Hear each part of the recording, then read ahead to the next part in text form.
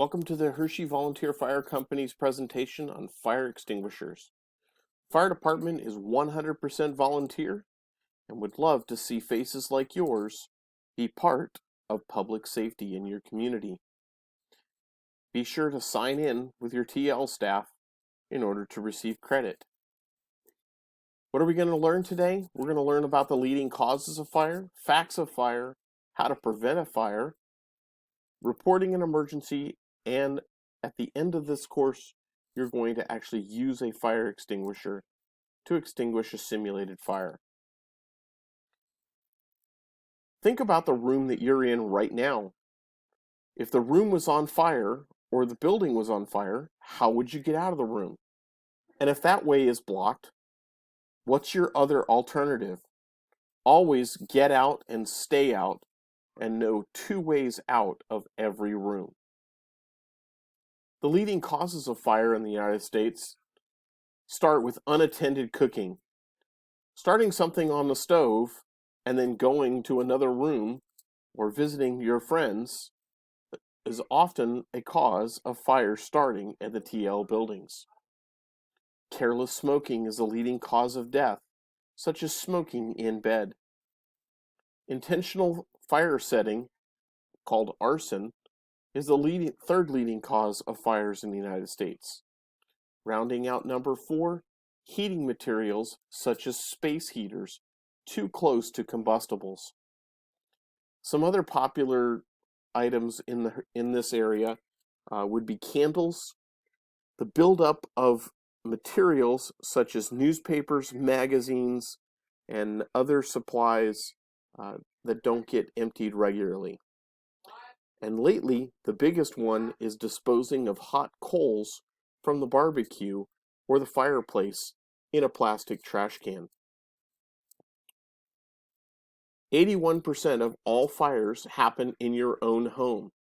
While we think that we'll be able to get out when there's a fire, the statistics say that you'll be in the very own house that you live in all the time. If we put smoke or blindfolded you right now, would you be able to find your way to the door or window? Many of the fires that we go to, the smoke detector is no longer functioning. Carbon monoxide is a common side effect of a fire, and it reduces your senses, and you're not able to detect the smoke in the fire, or you may sleep through a fire. Fire prevention. Always supervise when somebody is cooking.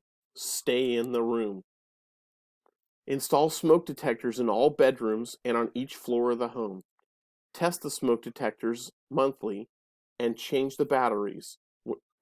We recommend when you change the clocks, you change the batteries. Use smoking materials responsibly. You're about to embark on a big world where smoking is allowed. Make sure you take care of those things around you. Be careful with your candles and don't leave lit candles unattended. When things are out of place, take the time in order to clear the exits or make things a little bit safer. Every little bit you do makes a big difference later. Extension cords are temporary and should never be covered by small rugs or couches. And you should never tie knots in an extension cord to make them shorter. Call the fire department for every fire. Time is your enemy as a fire doubles in size every 30 seconds. If you're able to, live in a building with sprinkler systems. These are like a fireman being in your house 24 hours a day. When a fire starts, sound the alarm. There's little red boxes next to all the exits in the homes, which will start the alarm panel ringing and alert the security and fire department. Get out and stay out. Wake others on their way out. Once you're out, never ever go back in. If you're stuck in a room because of smoke, Don't run through the smoke. Put a blanket along the crack, close the door, uh, and you might even throw items out the window to attract attention. Once you do make it outside, go to a meeting place where we can do an attendance and make sure that everybody knows who got out. Call for help and wait for the firemen. If the stove does catch on fire, don't panic. Turn off the heat. Place something over the top of the pot, such as a pot lid or baking soda, and to smother the flames. Do not try to carry the flaming pot over to the sink. Never use water on an oil or grease fire, as oil and water don't mix and you'll just end up spreading the fire all over when it was in a non-combustible pan to start with. If the oven catches on fire, leave the oven door closed. Let that pan sit where it is for 30 minutes. If there is a fire, if you have your cell phone, use 911. If you're using a line at the school, make sure to dial 9 to get the outside line and then dial 911. Fire alarms ringing only ring over to the security office, and they may not be available. Mark the phones with the emergency number. Do you know the address of where you're living right now? How in the world are you going to get a pizza, let alone the fire department? Make sure that you indicate that you're at the Milton Hershey School and that you're at TL home and the home that you're in. Stay on the phone until the dispatcher asks all the questions and they hang up on you.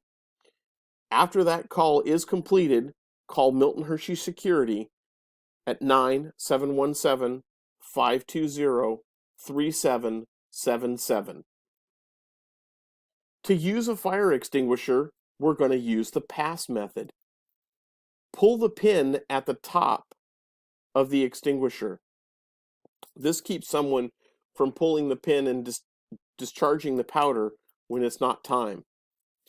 Aim the hose or the nozzle at the bottom of the flames. If you aim at the tip of the flames, you'll miss as the powder goes to the other side. Gently squeeze the handle until the powder comes out, and then slowly sweep from side to side to put powder over the entire fire. When you do use a fire extinguisher, it's important that you sound the alarm and get other people moving as fire spreads quickly. Have someone else call the fire department while you're making your attack. Is it safe?